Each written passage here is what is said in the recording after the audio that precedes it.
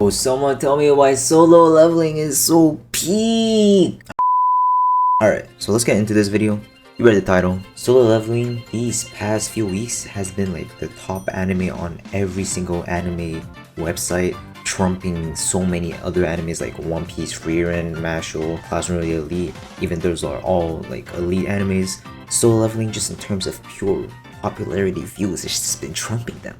So like, why is solo leveling so good? What makes it so much better or so much more appealing than these other shows? First and foremost, the main reason is probably because of the MC, Sung Jin-woo. He's just that guy. He's just cool. He's the definition of a main character. In the series, he's the weakest hunter of all mankind. That's literally his title.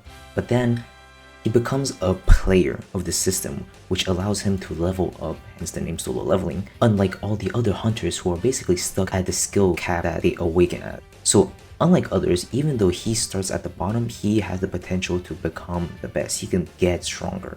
So that's a part why I think it's so good, because the MC is really strong. He gets really strong, but not to the point where it's already done before he even starts, nor is there a need for him to hold back every fight to make it interesting. So there's always still tension.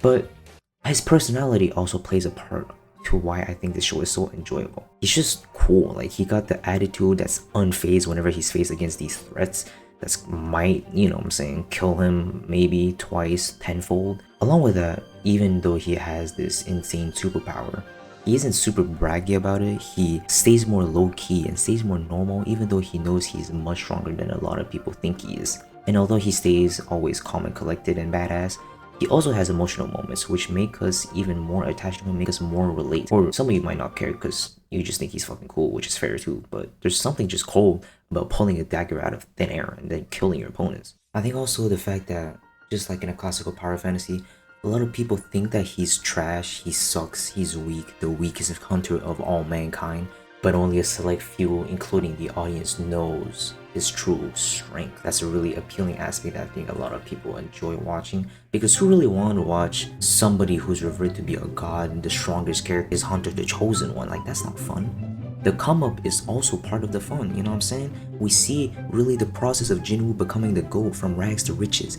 and people start to recognize him slowly. For example, when he starts clearing the gates with Jinho and the other people are like, oh nah, they finna die, but at least we got paid, so it's fine. And then he just proves them wrong by simply clearing all those gates alone.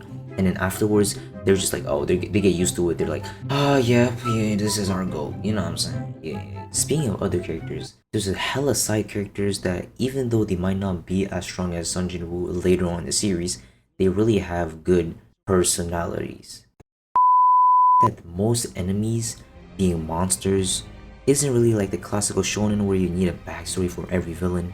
You can just admire and enjoy motherfuckers just beating the shit out of things for the pure fact that they're evil without breaking your head over who's good, who's bad, who's a real monster. Also, a byproduct of this is that there's no talk no juice bullshit in here. Like, you won't see Jinwoo go up to a fucking goblin talking about some, man, all I wanted to do was create a perfect world because when I was a kid, my friend got slain by another hunter and the Goblin Society was never the same again. like, seriously. Although some villains are all other prisoners because they assaulted another man's daughter, they were just criminals, but turns out he was also a psychopath. So we don't give a shit.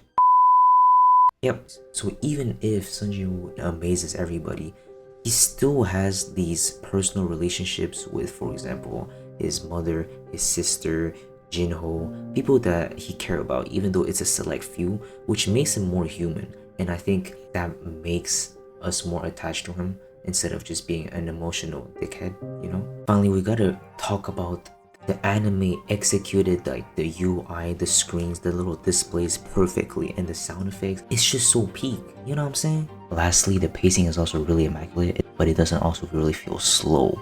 So we really get this impression that there's a good balance between fighting, also pushing the storyline, pushing the plot. That's really interesting also. I want to clear up something. When Jinwoo catches the sword easily when he's already really tired, it's because of the armor boost. They didn't really specify this with the anime because in the manhwa, the piece of armor is specifically stated to prevent any kind of hand injury, which is why he's able to block it that strike. So it's not really like an ass pull or like a plot armor moment that happened there. So I want to clear that out. Anyways, Solo Leveling is peak.